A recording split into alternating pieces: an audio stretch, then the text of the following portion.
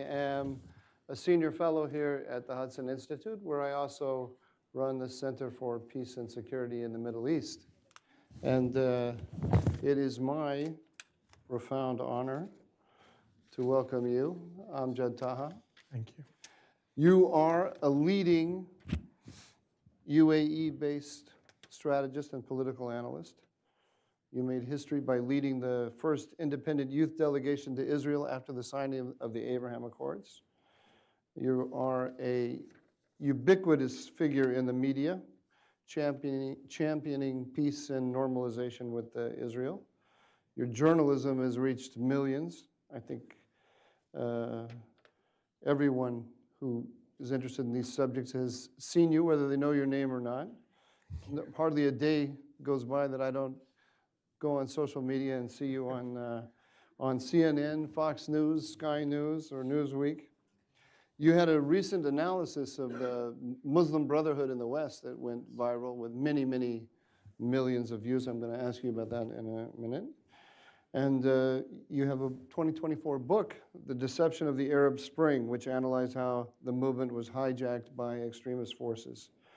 In general, you urge a deeper understanding of the Middle East's evolving landscape, and your insights on governance and security, diplomacy, are shaping the dialogue both in the Middle East and here in the United States and in Europe. So welcome. It's wonderful to have you. Thank you. Thank you for having me. Thank you. I don't know why when I watch you on the media, I thought you were older than you are. What I'm really struck by here is your youth as I'm speaking to you. Let me just start by asking you that. Why does somebody your age, your young age, you could be out, I don't know, starting a business or something, and instead you're spending all this time arousing an enormous amount of hatred, I'm sure. You must get an enormous amount of hatred. There are people who love you, but if they love you that much, then there are people who hate you, no? Well, I come from a place in the Middle East. The Middle East is quite challenging, but then in the same time, you look into UAE and you start having that light and hope in that darkness, let's say. And the country of mine, UAE, makes that inspiration to come out more and more. The fact that I think it's every human has a shoot, the least I can say. Try to send that positive and optimistic message to the rest of the world. And the fact that we had a great experience in UAE, we started from a desert, just like, for example, the state of Israel started with mud. We built through knowledge and mind and suffering and so much. And while we were building, there was war around us. There was in Afghanistan, there was in Iraq and Iran and other countries. And as civilization started moving, and the Western civilization, the Ottomanian civilization, the Turkish civilization, which gave so much into the region, the Persian civilization. And then we have, to some modern, as some define, the clash of civilization. In between all that, we are the celebration of love, the celebration of life, the celebration of science. We are trying to, and you spoke about the youth, young, yet trying to be there and speak about, for example, countering antisemitism in the Middle East and otherwise. While that's because we come from a vision, for example, while we in UAE, we were, our founder, Sheikh Zayed, wanted us to reach all the way to Mars. So he sent us to amazing universities and states such as DC to learn, to become scientists, and come back to UAE and start building to reach Mars. While we were doing all that, there were some on the other side digging tunnels to kidnap babies as 8 months old. It's a two different vision, but in the same time, what we try to say to the rest of the world, to the rest of the humanity, yes, you can have hope. Yes, as a young person, when you have knowledge, you should share it with the rest of the world. And yes, if there is hate, but for hate, you only stand with love. You stand against that with love. You stand against that to be the spokesperson of Baby Cafe and an 8-month-old baby is really amazing thing to do. Either you're from Saudi, UAE, Bahrain, Morocco, is much better than you stand to be the spokesperson of Sinwar or the kidnapper of that baby. That's where we stand.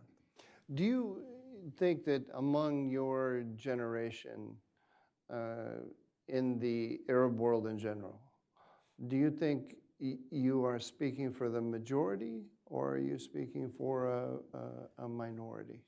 I think it's great to be from the creative minority.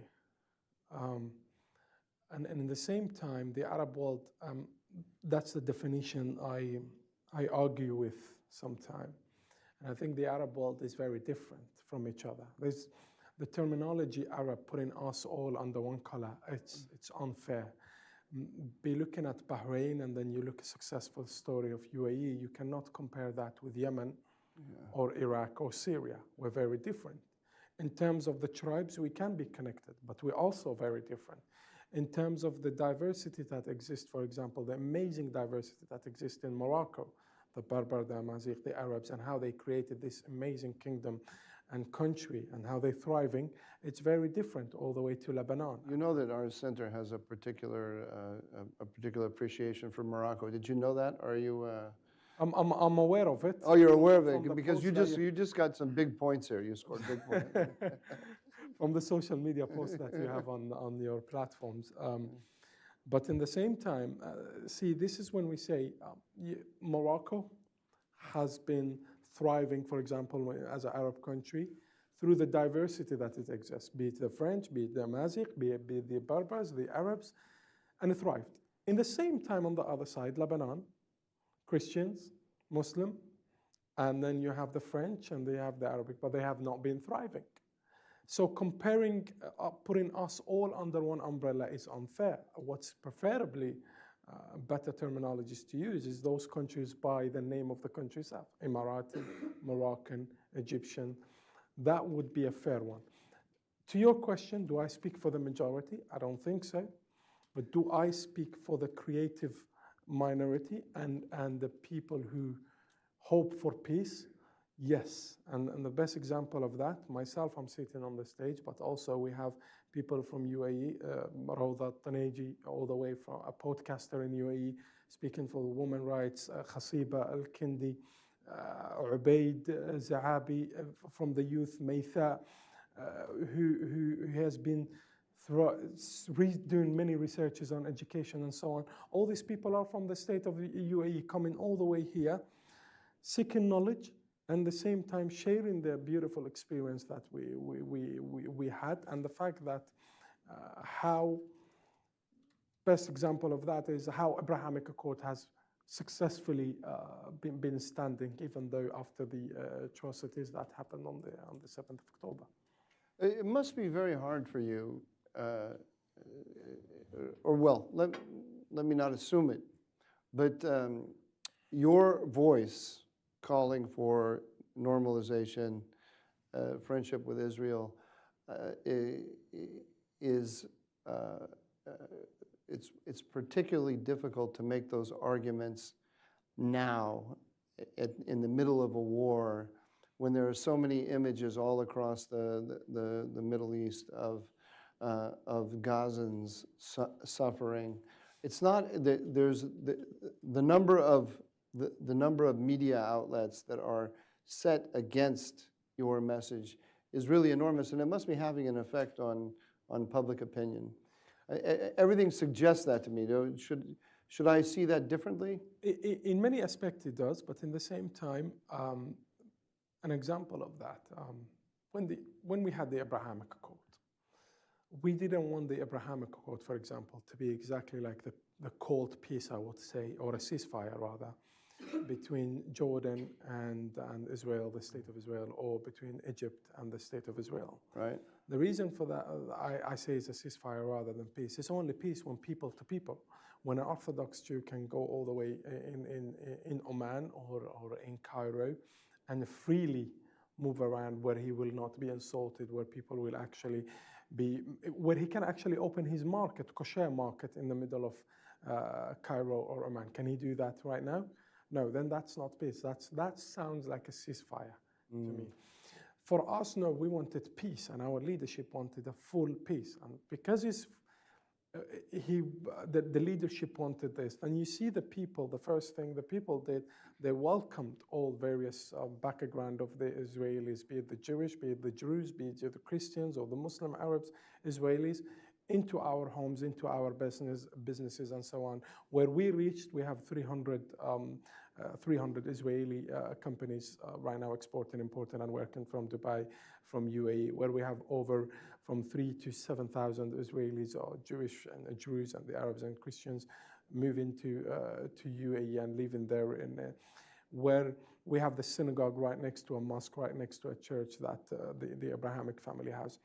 So when it comes to that, when it comes to internally as UAE, we're enjoying that. We're having that, and it's only people to people will work. When it's people to people, it works very well.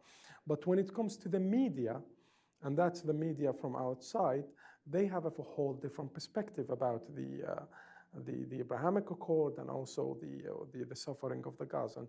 We stand with the Gazan people, and we support the Gazan people. But in the same time, our humanitarian aid reached all the way to every house in Gaza, and 14 tons of humanitarian aids, and the fact that we built a field hospital on the borders of Gaza, the fact that we had so many of, even one case of children, over 80 children who are suffering critically from cancer, because of the Abrahamic Accord and the relationship that we have with the State of Israel.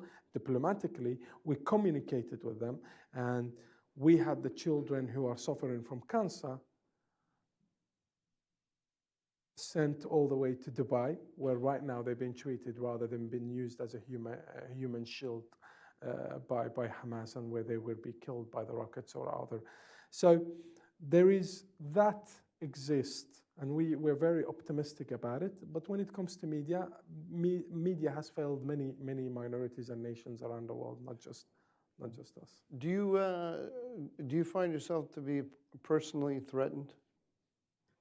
Are you receiving a lot of death threats that you take seriously? I live in the most safest place in the world. That's Abu Dhabi, and Abu Dhabi is a very safe city. And and the people actually. That's a very good question there. Is the people... But you also travel around, and you yes, go to places like Washington, this is what I'm saying, zooming in and zooming out. Zooming in Abu Dhabi, we are in the safest place. In fact, you find the Iranian and the Israeli, they go to a Russian restaurant meeting with a Ukrainian friend. We have that. And that's the... maybe not in the White House, but that's what we... Yeah. But we have that... in the UAE. And in fact, a Muslim that moves into UAE becomes more open-minded and liberal. However, I find it very difficult when he goes to some places in some states here, let's say, or in UK, in London, it becomes more extremist. And that tells you the state of the mind and the regulations and the rules and the community, because our educational system supports diversity and tolerance. And it has been reviewed and changed in many times. But when in various areas, in for example here or in London, or various places in Sydney, West Sydney, for example, no, you have a segregated society that goes also books and education of radical Islamists all the way into the West. So in terms of the threat towards myself online, you do get messages from people all the way in the West Bank or in Lebanon or in Syria, where they send all those threat messages and that. And in response to that, we either share the knowledge, and in response to that, I have visited West Bank and Gaza and the State of Israel 17 times. What about the Iranians? What about them? Do you feel threatened by them in any way? Your message runs against the policies of the Islamic The Republic? threat of the Iranians, I think, it reaches you before it reaches me. So I think they're against knowledge. They're against your institution. They're against all this civilization. So it's not towards an individual itself. It's towards anybody who supports normalization, anybody supports peace, anybody supports dialogue, tolerance, coexistence, all that. It's against the Iranian regime itself, because the Iranian regime does not believe that the rest, it lives on the crisis of others. So as much as there is crisis in the region, Iranian regime will thrive. And if there is no crisis, there is not much the Iranian regime can give Iran itself. Iran is a country that made of minorities, be it the Baluch, the Kurds, the Arabs, the Azeris, all those, the Turkmens, and that's almost 70% of the Iranian, which is, it creates all the borders of Iran inside, and then the Persian right in the middle of Iran, Tehran, Isfahan, and all these areas. That diversity that exists in Iran, Iran has not benefited from. And in fact, the Iranian regime sees a threat from it. That's why it takes that threat and we try to take that threat away. Exports it. Export it to other countries, such as Iran started its revolution with a war with its neighbors. That's where the GCC countries that's where we started the GCC country, was because of a threat by the Iranian revolutionary guards who said they will want to send the Islamic revolution all the way to the Arab countries. And so we had to make the GCC countries to prevent this Islamist radical revolution. When you think about what would I call it, the array of forces, there's an old Marxist term I can't think of, which isn't coming to mind, but when you conceptualize the fight that you are engaged in, you're clearly a soldier, right? You're an intellectual soldier, so you must have kind of conceptualized the battlefield. Who, on the other side, who is the leading element against you? Is it the Iranian regime? Is it the Muslim Brotherhood? Is it the combination of the two? How do you conceptualize your adversary? I would say, look, recently, and you can see this, all forces of extremists are working together, and I think various places have been showing this. Your religion is one nation. Yeah. The fact that, for example, the Muslim Brotherhood, when they came into power in Yemen, or when they came into power in all the way in Egypt, Morsi's first destination outside Egypt, he was towards Iran, and Iran welcomed him, supported him. Al-Qutb's books, the Muslim Brotherhood's founders' books, has been translated in various languages and printed and spread all around the world by the Iranian regime itself. Many of the Muslim Brotherhood's members, and there are about 26 of those at least, the leaders, they live in Tehran right now, alongside some of the leaders from Al-Qaeda who are wanted by even the United States of America. So recently, there is Shia and Sunni. Rather, Iran does not look at this. That's why Iran supports the Muslim Brotherhood for armed forces in Gaza, which is Hamas. And Radical Sunni organization. yes, radical Sunni organization. So Iran has this ability to bridge the gap between Sunnis and Shiites, between Persians and Arabs. It doesn't just utilize it, let's say. So any radical voices in the Middle East will be supported by the Iranian, be it communist, be it even tomorrow, if we have a queer team of extremism in the Middle East, you will find the Iranian regime, it will support it. Quietly, of course, yeah, as usual. And it has no limit, because Iran thrives through the instability in the Middle East. That's the only way forward with them, because nations are not having a great relationship with us.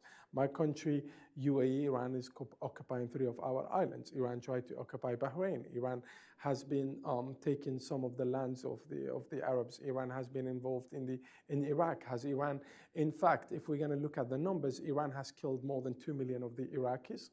more than 500,000 of the Syrian. That's we speak in total number of it, that we reach in about 4 million of the Arabs in Syria, in Lebanon, in Iraq, in Yemen, where Iran actually killed all those. For the sake of what? Those are Muslims, some of them are Shia. In Iraq war, for example, if we're going to speak about Sunni and Shia, Iran killed more Shia than anybody else has done throughout the history. Iraqis who were killed in the Iraqi war, half of them, they were Shia. We're speaking about 2 million. So there's 1 million at least, which was killed from the Shia, killed by the Iranian Islamist regime.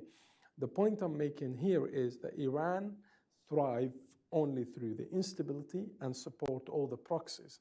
And right now, for example, while the Muslim Brotherhood, Hamas is the armed forces of it, is collapsing in Gaza, hopefully, there is another militia that is building right now in Gaza, apart from Jihad, Islamic Jihad, another Sunni sect, which is supported by the Iranian proxy. They build in Sabrin. It's called another militia, it's called Sabrin, which is in patience. I don't know what they are patient with. Because if you're patient, you're not meant to be attacking. But they're patient and attacking. They're patient, and waiting for victory. Waiting for the victory. Taking a long time, but it will take. There wouldn't be a victory against a baby or against a woman that you would like to kidnap. There is no justice. Nothing can justify kidnapping babies and women. But the point here is, Iran now is moving all the way to Africa. See, this is what many are not focusing on. Iran right now is supporting with drones and weapons the Muslim Brotherhood-led army in Sudan, and also the other militias in Sudan. That's in Africa, in the Horn of Africa, also in Somalia. Iran has been working with the Shababs, which is in Kismayo in Somalia. So there is a port here, which is opposite Hodeidah port in Yemen, which means Iran wants to control both sides of the Red Sea, and also will largely affect negatively Canal Suez, and which means the importing, the exporting. And Iran idea is, if we can affect negatively the importing and exporting of the world, maybe the United States of America and others, they will come and sit on the table and start solving the problem better when it comes to the nuclear deal. I personally saw October 7th as an Iranian project. Clearly, Hamas is the lead agent, but behind Hamas is Iran. And Iran wanted to suck Israel into a war of attrition. I was surprised how many of my friends in the Arab world were resistant to seeing it that way. Or they would say, yes, but, and their emotion, it's the magic of the Palestine question.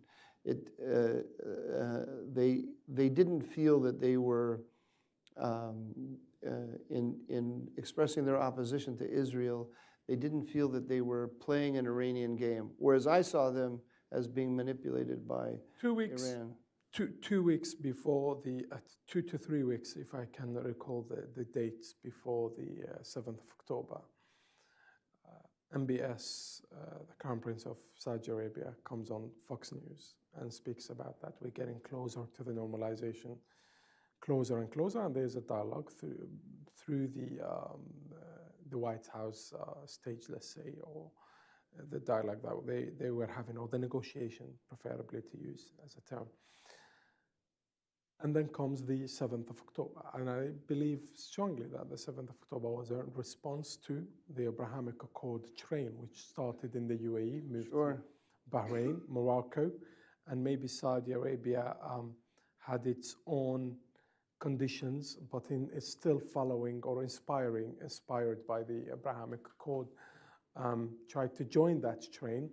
And I think this is when the Iranian regime saw the threats, and to see that also the project which Biden administration spoke about in the G20 in India, which was an idea of our beloved President MBZ, and it was about the trade where it starts from India, comes all the way through UAE, goes all the way to Saudi and Israel and so on, and then to Europe, which will connect Europe to Asia through this, through UAE, Israel, and Saudi Arabia and other countries, and all the region would have benefited from this. And of course, what he will cancel on the Iranians on the Arabian Gulf every time they stop the exporting and importing and threaten the United States of America. And also, he will cancel on the Hodeidah port where the Houthis are controlling. So he gives substantial to the exporting and importing of the world, or alternatives rather, and where all these countries also will benefit. When Iran saw that, they gave the green light to their proxy, filthy Hamas terrorists all the way to, and how you know it was very well planned is the fact that Hamas soldiers or Hamas militias terrorists, they could have just kidnapped the soldiers. They literally had the chance to do so. And they could have just kidnapped forces in a certain age. And many people would have said, it's armed against militias, they're struggling against the Israelis, and that they can justify it in many manners. It would be a very different scenario. But what Hamas is being asked by Tehran is go and kidnap babies and women. That's the only way you will see a stronger reaction from Israel, and in many manners of it, maybe a very harsh response to many, where people actually, some suffered. We're speaking about civilians also.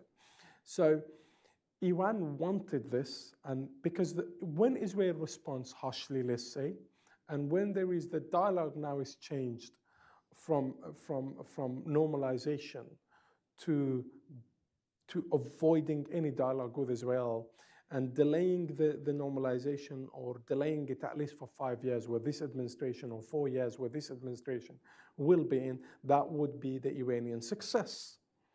And that's what they wanted as a result. Have they succeeded in doing so?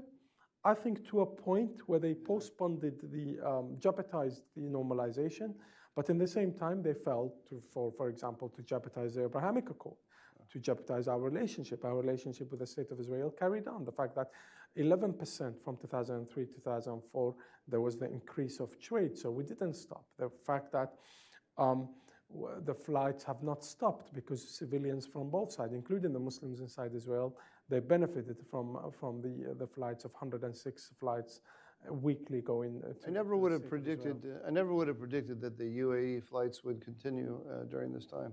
American airline actually. The American Airlines all dropped away. A congressman. Turkish Airlines dropped away. It's just Azerbaijan, El Al, and UAE. A congressman spoke to me in one of the platforms about countering antisemitism, and he said when he wanted to post 7 October, when he wanted to visit the State of Israel, he was struggling. United and American Airlines, they were not going there. Other British Airways, he tried. And then suggestion from his office was, okay, how about you travel to Dubai? There's Fly Dubai to Israel, and that was the path, and that's how he flew to the State of Israel. So this was a huge. So I agree with you that they succeeded somewhat. They also lost a lot. Hezbollah has been cut down at the knees. Hamas is a shadow of its former self.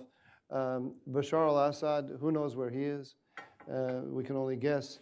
But Putin knows. Yeah, Putin knows where he is. And anyway, he's not happy. His wife's not happy. She has to spend a lot of time with him. And so so yes, things went badly for them. But having said that, there was a colossal intelligence failure, a failure to recognize that this normalization train was a threat to Iran, and a failure to recognize that Iran and its proxies had tools that they could use to try to derail the train. Who do you blame the most for that failure to imagine what Iran might do to push back? I put you on the spot. Yeah. You think, who can I blame here? No, I'll tell you the easy one to blame, Joe Biden, because he's not around here. Again, I wanted to start with Joe Biden, but go ahead. No, he doesn't even know we're having this conversation. bless the former president. His soul is loved, honestly. He's a great person. We can disagree on many, but I didn't mean to put you on the spot, but let me explain it to you more frankly about this. The blame to put here to start with, where did the blame start? Abu Dhabi is a great alliance to the United States of America. We fight side by side against Taliban, against terrorists all the way in Afghanistan. We actually went all the way in Yemen, put our soldiers on the ground, boots on the ground, and we arrested Al-Qaeda members and we eliminated so many of those, which in that we save humanity. And we work together with the intelligence of the United States of America in that field, countering terrorism. Okay. Houthi sent his drones to Abu Dhabi, and he targets the capital city of As. And then there is a silent mood all the way in DC. Not much. There was not a strong message, and we speak in here about during the Biden administration. This is where it started. When Iran tests that this is the strongest alliance that you have there, your friend, and we targeting them with the drones, and you're not doing much, right? Which means I can push for more. Because to Iran, you don't say, don't do it.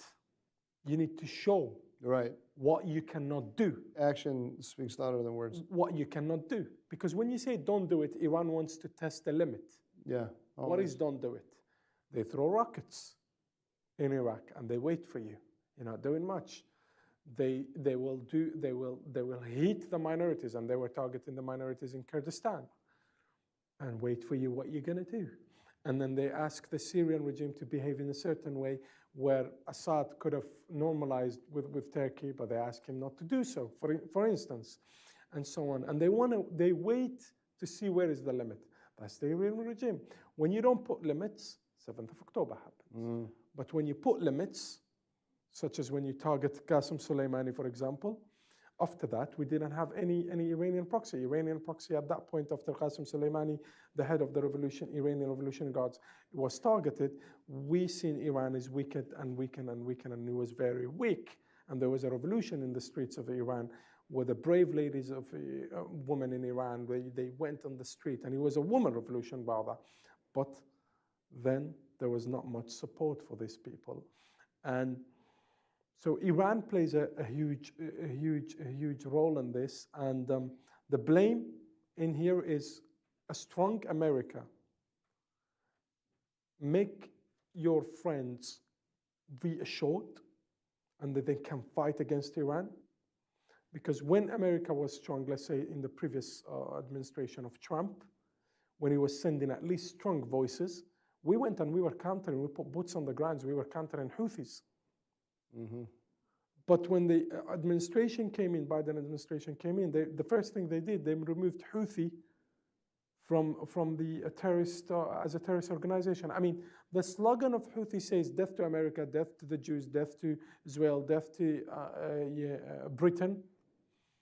If that's not a terrorist organization and you remove them from a terrorist organization, where are you going to put them? As a human rights organization? Why do you think, you have to admit that the Iranians, the Islamic Republic, it has a special talent for finding these fissures between people, these areas of cleavage, and exacerbating them. Where do you think that talent comes from? Well, it's Persian rug. They need if you look at the details of the Persian rug, the politics of the Iranians or the Persian great civilization, if you look at the need, how detailed is the Persian rug. Yeah. It requires a lot of patience, but a lot of details they pay attention to. And also, if we speak about the history of chess and all that, the Indian and the Persians, how they worked on this. They're a very smart nation, and they have a very smart diplomacy also. But they're just putting it on the bad side. The destruction. The destruction side rather than the building side. And this is when we, as for example, in UAE, we try to have with the Iranians on various levels. It's like, let's come and talk. A dialogue, you're a great civilization. You have a great youth, young, 70% of the Iranians are youth. You have so much to give the world if you put it on the right side. And there is so much inside Iran when it comes to tourism, when it comes to sources and resources and so much. What made us... Do you have any hope that the people running the government in Iran will ever hear that message? I don't. Well, they haven't. Personally. So far, we're very optimistic. So we keep we keep that voice always. But then, in the same time, we are very realistic when it comes to that. That the Iranian regime has been supporting terrorism, has not stopped, has not done so, and has in fact tried to target some of the ambassadors, including the Saudi ambassador in DC, where they plan to target him in one of the restaurants here in DC. So all that, do we have hope? My hope is the fact that the Iranian people, they can change that. But if you want to change in Iran, realistically, when there is a movement inside Iran, a woman movement inside Iran, when there is youth are protesting, as much as statements the United States of America has made in the UN for the Gazan people, we want that much of statements for the Iranian people. As much as the international community protested and went in the streets supporting the Gazan people, our beloved people, our Palestinian people, as much as you do that, how about you do the same thing for the Iranian people? If the Iranian regime saw that, the reaction would be very different. And even the people themselves, they can take care of that. Maybe you're going to divide the regime from inside, within the regime itself. When Shah went away, the ones that stood on the street and brought Shah down, the previous king of Iran, it was the actual revolutionary guards. So they just changed the name. It was the policing, let's say, the army state. From Shah to all the way to the Iran, the current Islamic regime, they just changed the ideology, but the regime stayed. So maybe you're going to divide it from within when they see enough power there is behind them. Maybe the same power that turned Jolani to Ahmed al-Shara. I don't know, maybe. It's possible. But then again, the Iranian opposition all the way all around the world, they're very weak also. The fact that you have Mujahideen Khalq, that at one point they're Islamists, they're still Islamists in a voice of theirs, and Iranian people are not very religious. It's like in terms of they're more open rather than to various religions, and they're Muslim, and they have Christians, and then they have the Zarathustra, and they have the Jews community, and they have various religions inside Iran. But see, Mujahideen is only communicating with the Islam side of it. And also remember, at one point, Mujahideens, they did help Khomeini to come into power, and then they disagreed with him on various things, and then they became the opponent. But how inside Iran, they look at Mujahideen is the fact that Mujahideen, when Saddam invaded Iran, they stood with Saddam against their own people. So here, the nationalism and patriots, they will look at them, no, you stood with the Saddam against our nation, regardless of disagreeing or agreeing. That's number one. Now we go to the Pahlavis. The Pahlavis are the former government of Iran. So the Iranian people look at it as like, we tried that, we went against it in the street, and then we brought the Malalis. Maybe these two, they both failed to run the government. So, and in the same time, when you look at the current king, or the son of the king, who is heading the opposition, the Pahlavi, his administration doesn't have any of the minorities, the Kurds, the Arabs, the Baluch. And if you're not going to have that around you, it means you're not hearing all the voices of Iran. That is what is missing from the opposition. And then you have the minorities, which are not united in Iran, even though they create all the borders of Iran and 70% of the population. If there is not an administration as much as United States and London succeeded to unite the opposition of Saddam in London, and that amazing the conference that they had, and it was very even though they were against each other, by the way. If US can unite that, and if the international community can push all that support, you don't need arms in Iran. You don't need rockets and airplane bombing. the people will do that as much as they did for the Iranian previous regime. The UAE has a special relationship with the Baluch, doesn't it? The Baluch, large people of Baluch background, as much as we have Persian background and Arab tribes. But the police force, though, is made up of Baluch, is it not? Or heavily? No, no, it's diverse. So what we have is our society is very diverse, and we have various people from various background, be it the Baluch, be it the Persians, be it the Arabs, be it the Arab tribes, be it the Arabs of the urban. So our society is very diverse, and all are connected to the rest of the Middle East. And we're showing it, that it exists, and we can live together, and we can live side by side, and we can thrive, and we can build universities, one of the greatest, and we can make New York University, after New York opens its other section all the way to Abu Dhabi, and it has done so. Do you, I mentioned that when I introduced you, you had this interview and you talked about the Muslim Brotherhood in the West. You got a lot of attention for that. What would you advise the West to do, since it is incubating a lot of Middle Eastern extremism? What would you advise it to do? I wouldn't say advice. I would say. What would you like to see? What would you like to see happen? I think in a lovely Hudson institution and institute and many intellectuals here, I will humble myself to say a comment rather than advice. I think you all great with the civilization of yours, and many researches that you do, you have that huge impact. And me and you, we just discussed on various conversation. And if it shows anything, yes, you all are aware of the Middle East, and you're all aware of also the danger that comes all the way in your doors here. And the Muslim Brotherhood are Muslim Brotherhoods, Hamas is the armed forces of it, number one. Muslim Brotherhoods have been causing many and supported all form of terrorism in the Middle East and also elsewhere. Al-Qaeda, ISIS, and other organizations, Islamist organizations, they all started with a manifest of the Muslim Brotherhoods, and they took the manifest of the Muslim Brotherhood and applied it in action. It's quite dangerous. It has invaded some of the universities, some of the institutions, and those voices are very smart. And they camouflage in a sense of, it depends on, and they study the Western society in a great manner where they understand it very well and they know how to utilize it.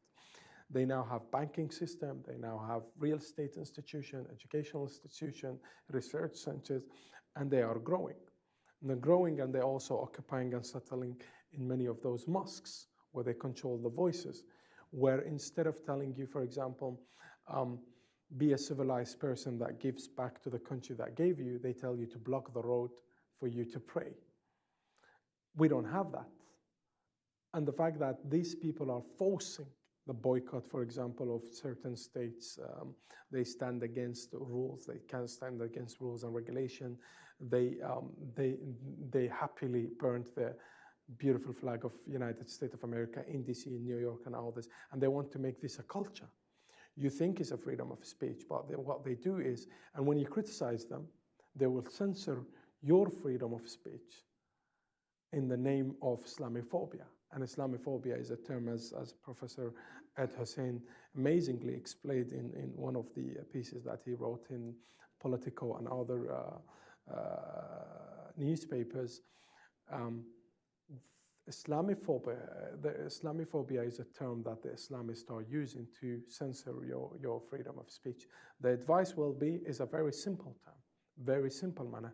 Ban the Muslim Brotherhood, or your children will be the hostage of that propaganda, where they will go into the street, burn your flag, stand against you, stand against peace, prosperity, tolerance, coexistence, and so on. It starts from the Muslim Brotherhood, and then gradually, and there is a great research done by a study of review done by the Parliament of Britain in 2015 when David Cameron asked for, and he says that if you become a Muslim Brotherhood, you're more likely to become radical and a terrorist in the future. So you're just a step or a tool away or a few years away from becoming a terrorist that bombs even this place. When you think about your agenda right now, your personal, intellectual, political agenda, what do you see as your top priority? What do you see as your goal? What are you aiming toward? I wouldn't say agenda, I would say sharing.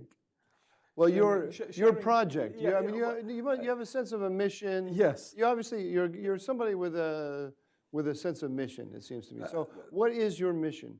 I think the mission for us all, you, I, and the rest, is to serve humanity, number one, and to share the great experience that we had. I mean, coming all the way to DC, Muslim Brotherhoods are not banned. Muslim Brotherhoods are carrying all these terrorist attacks all the way in the Middle East. Islamic Relief in US is collecting your funds, your money, to support Hamas, to support former members of Al-Qaeda all the way in Syria and other places. It's taking your fund.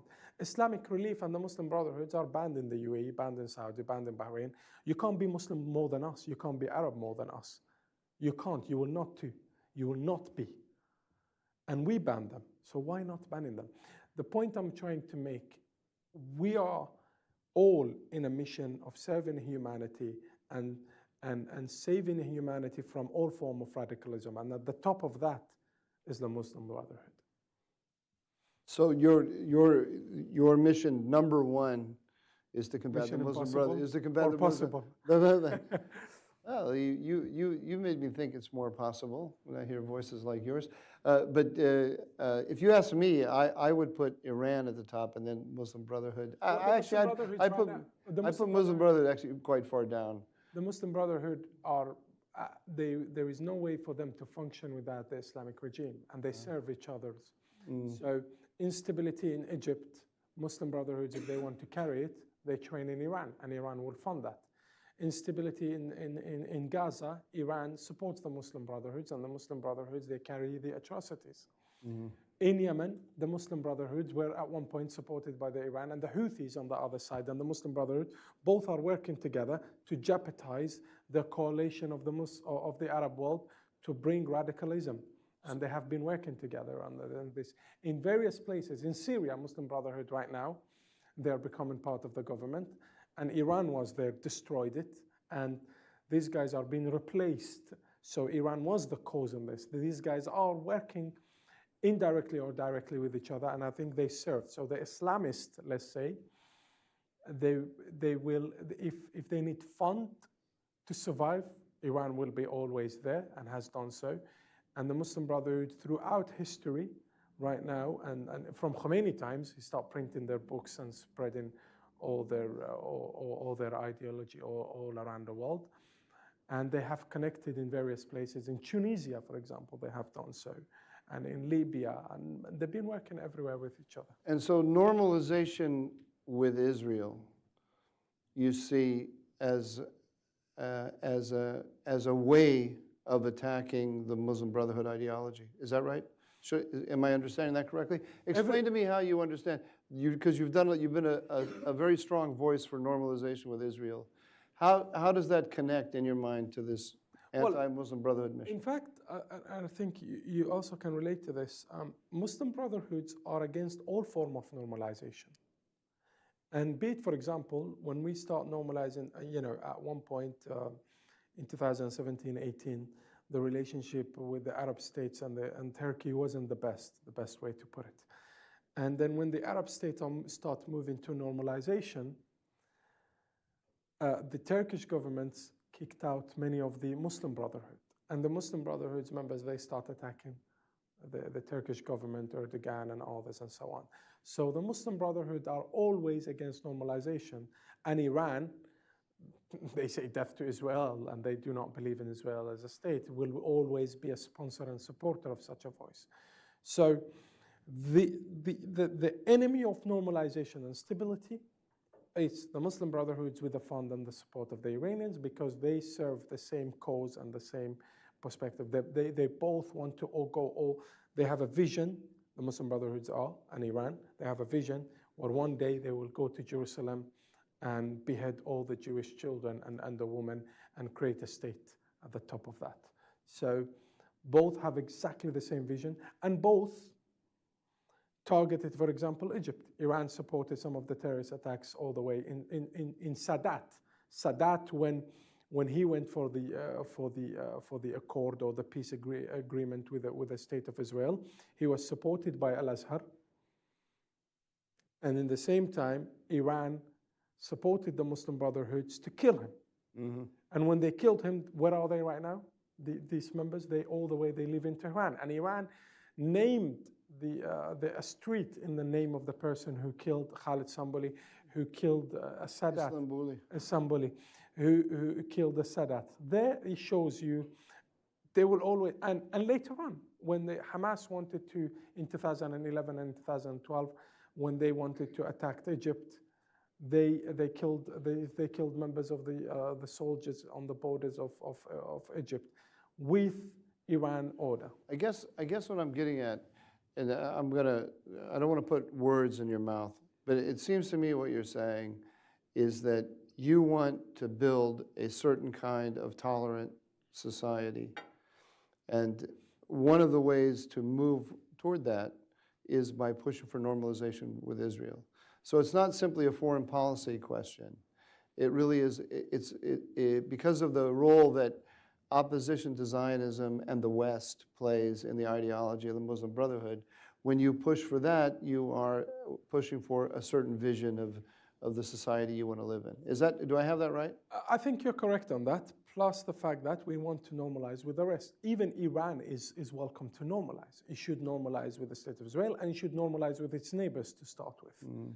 And as we did with Turkey and as we did with others, is the fact that can we live together? Yes, we can. Can we serve each other in interest? We can. Can we benefit from each other? Great economy in Iran, great civilization in Turkey, and we have that too. Can we work together? Yes, we can. Can we come up with solutions such as you to Israel, United States, and India, and United Arab Emirates tried to come up with a project? Can we do that? Yes, we can.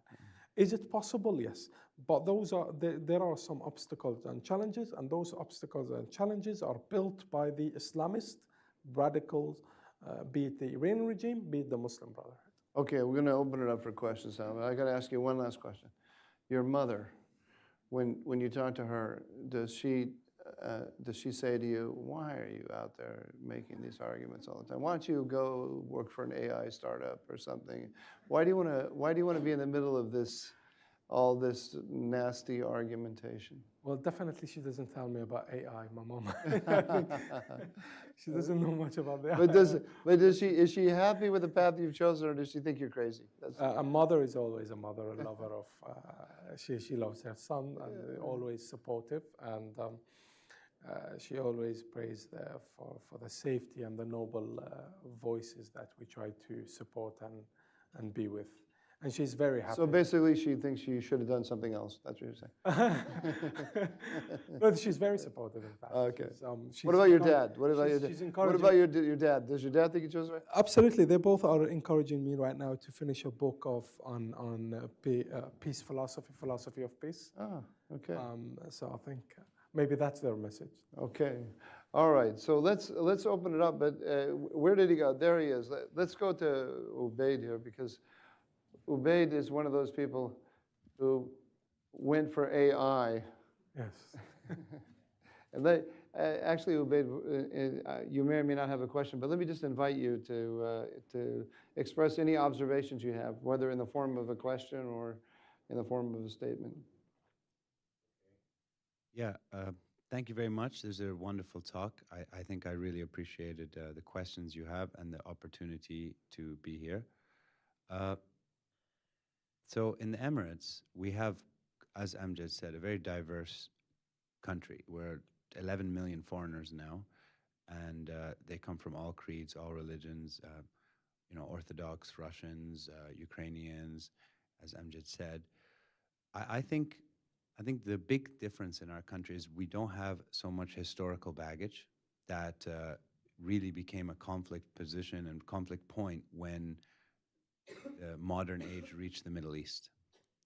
I think there's a lot of uh, challenges that are facing Iran and Iraq and Egypt that ultimately are deeply economical. And I don't think it's simply an ideological situation, but there are groups that leverage this economic weakness, like the Bolsheviks in the USSR, for example, to establish total control. And it is really unfair to miss the totalitarian nature of some of the situation in there. I think you can draw parallels with North Korea and some of the states in the Middle East right now, because the average person is terrified of his government, be it in Assad regime or Iran or these different places. And that's kind of the deeper message, is it isn't really an ideological Islamic battle, but rather an economic and totalitarian battle. And the people of Iran are very much, as Amjad said, seeking freedom and liberty, but it's not coming. And it's very much an unlikely outcome at this stage. So I think this is an important part, is that I was once involved in a discussion around Libya. Around? Libya, here Yeah. in the U.S. a couple of years ago, and the U.S. perspective was very much divide the country into 3 states. Each one can be autonomous, so on and so forth. But even those 3 states are primarily not very good for the people who live there. Right. So I think the U.S. needs to consider that element when making their decisions, because it's kind of the fine line between interventionism and also spreading the values of Western philosophy, you know? I think that's the real struggle, and you have a stark difference sometimes between the left and the right over here, and which priorities come first. I think the President Donald Trump has a very good understanding of this, and he understands that liberty is not purely institution building, and it's actually more about the quality of the leaders in those countries and how they approach freedom. The UAE has been receiving a maximum economic freedom score since its inception. You can own land, you can sell land, no one can take your property, you can open a business, your taxation rate is extremely low. So we're an example of, from an economic perspective, an extremely free country with a pegged currency, so there's no inflation run rampant, which is extremely common in the region. And that works to make the country prosperous. Whereas when you look at other countries, like other countries in the region that have massive debts, which are not actually changing the policies. And this comes to the final point I think I'd make about this, which is about the challenges of the Middle East in exporting food, basically. A lot of the conflict is driven by the fact that many countries have very concentrated foreign reserve income streams, either in oil or in different kind of activities, which concentrates the power in that country into the hands of very few. I know Amjad would mention the Shah and the Pahlavi family. Well, they were able to create such a schism between themselves and the other groups through massive oil wealth. And I think this continues to persist in being a problem. But in the Emirates, especially as we are huge investors in artificial intelligence and energy capacity, we have 4 active reactors. And our nuclear program is a model for transparency and adherence to international norms. I think the situation is going to change dramatically with the introduction of AI and massive energy competencies, especially Microsoft's new supercomputer. This is really going to change the game, because I don't think it's so much religious. Sorry, could you just say a few words as to why this is going to change the game? So this is my perspective. Because you're involved in AI yourself, right? Yes, Yeah. yes, I work. You took the path he should have taken, but Yeah, well, in the eyes of his parents, he's it's a lot. It's more exciting. I mean, honestly, I think a lot of those groups that are powerful today are powerful purely on their ability to export oil at very high prices and buy weapons at very low prices. And in the future, technology will be, once AI is fully developed, the advantage of population is going to be a burden. Having 100 million people who are not enough energy to provide them all AI resources will make a high population that's underdeveloped a huge liability. And the balance of power will massively shift away from populous countries. So you're saying that AI is actually going to empower the average citizen in the UAE and give them economic opportunities that will not be available to someone in Iran? Is that what you're saying? Yeah, and that's going to be a huge factor because you'll be able to scale your work 1,000 times, 1,000,000 times, and other people won't be able to compete with you. This is Sam Altman talks about this, building a billion-dollar company with one man. There's people running investment funds where they have multiple AI investor analysis bots reporting to an AI council, which then gives recommendation to an AI stock picker, and it's becoming like a whole building full of employees who work 24/7, and they're all artificial intelligence with a narrow capability. And so I talked to a friend of mine, a scientist, and a very world-renowned scientist, and he told me last weekend he sat down and did some work over the weekend with AI that it would have taken him before AI a year together with his whole lab to do the work. It's mind-boggling. I've started, I don't know how to code, but I've started developing computer programs for just everyday tasks. It's so accessible right now. It's really going to change things. So personally, I'm not too worried because the technology is going to be so dramatically impactful that countries like the UAE and Saudi Arabia, who have massive energies, capitalist economies. Another thing is a lot of these countries are anti-capitalist, and that's going to hurt them a lot in the next few decades because free enterprise is going to massively improve the quality of life of countries with low energy costs and low friction for competitiveness. And you see, this is a question, but in the form of a statement, you see the normalization between Israel and the UAE as a driver of this kind of economic advancement. Is that right? 100%. It's massive impact on this specific technology, but other technologies too. Personally, my company was the first company to open an office in Tel Aviv. I don't speak for them today, but we work with them extensively. They are innovative people, not only in Israel, in the United States, in Europe. They are the drivers of this technology in many cases. And actually, data access is a big thing. We have some very exciting programs in the UAE where, for example, all nationals donated their DNA to a national blood bank. Our strategy there was rather than spending $20 or $50 million, $1 billion, on cancer treatment, and we could instead predict the cancers we will have and then invest in those specific cancers that would affect our people, and we could save a lot of money and be more efficient with our healthcare budget. This is one example. I'm trying not to give out my DNA because people will link it to all the murders I've committed. So do you have a reaction to anything that Ubaid just said? No, I think Ubaid explained it very well there when it comes to AI. Thank you so much for coming. First of all, I want to say I completely agree with you on the issue of Muslim Brotherhood and Iran, and we should have been more vocal when the Green Revolution didn't say a peep, So I appreciate that, but I am noticing that, and it's a little different than what this gentleman just said.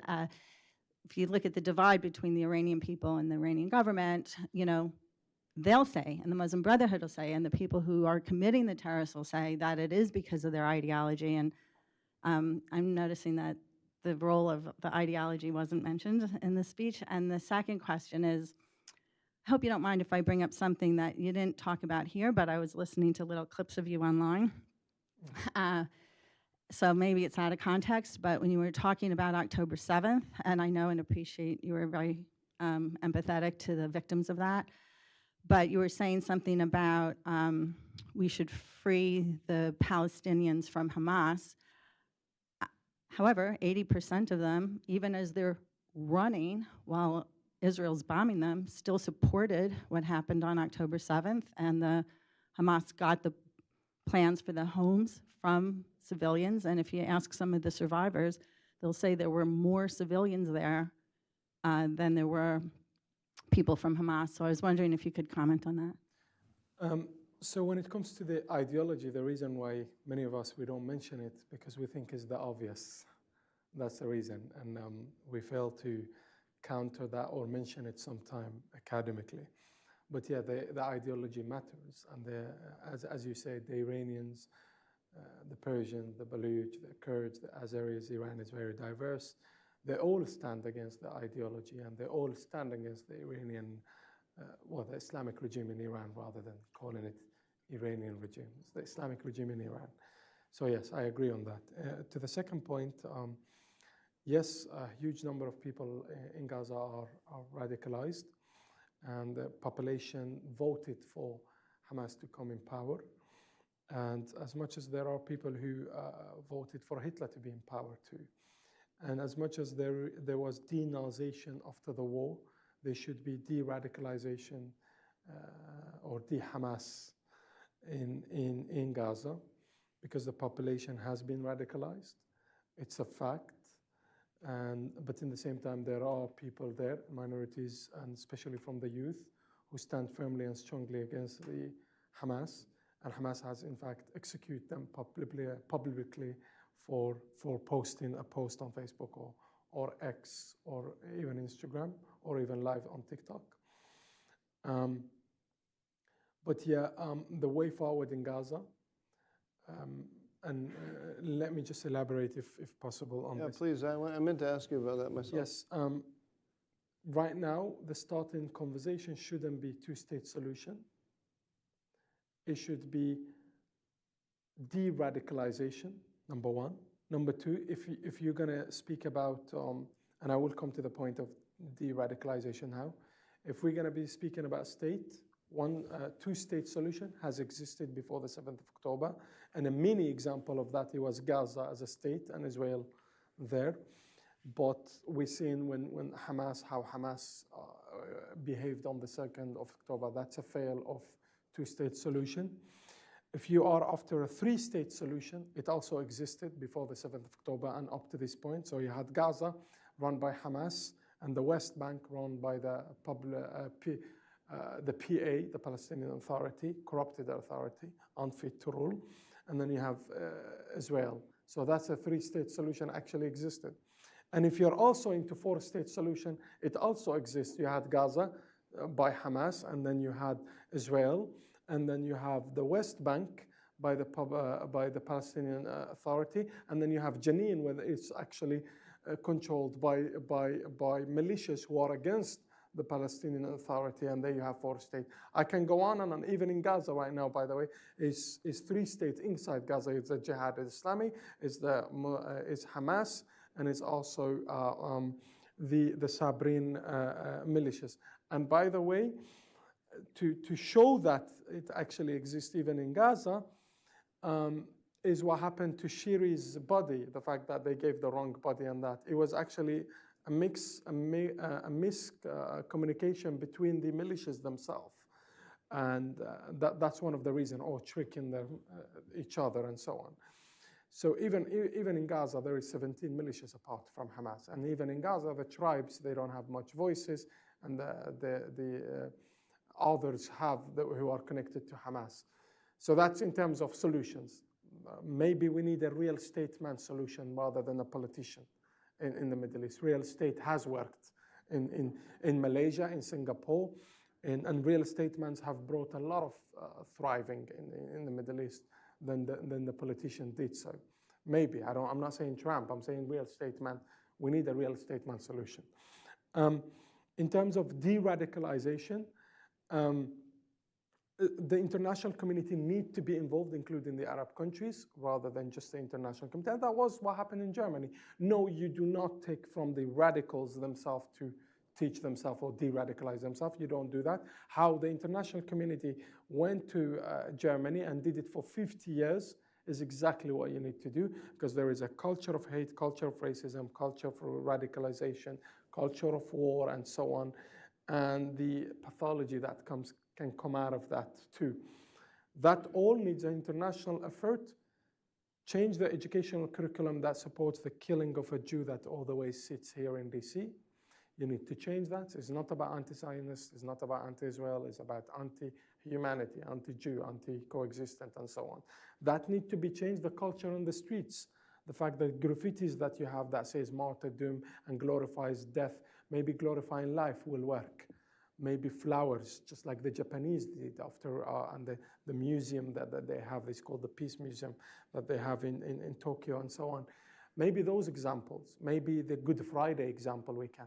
And don't say, we need to stop saying, oh, it's ethno-religion is very different. So did India and Pakistan, ethno-religion. They still had some sort of ceasefire and they both thriving as a country. So did the Irish and the Brits, and they made the Good Friday. The Eritrea and Ethiopia, we as UAE contributed to stop them from 15 years of fighting each other. We brought peace to that when we made a peace accord and so on. There is a solution? Yes, there is, but it needs a brave leader, brave leaders, an international community. Instead of chanting from the river to the sea, go to the river and go to the sea, bring them together, speak to each other, a dialogue, and a brave leader that as someone like the ones that they signed the Oslo maybe, or the motion that existed on Oslo. Okay. We've got time for one more question, if there is one. And no, there's not. So we'll stop now. But please join me in thanking Amjad Taha for a very, very interesting conversation. I really appreciate it. Thank you.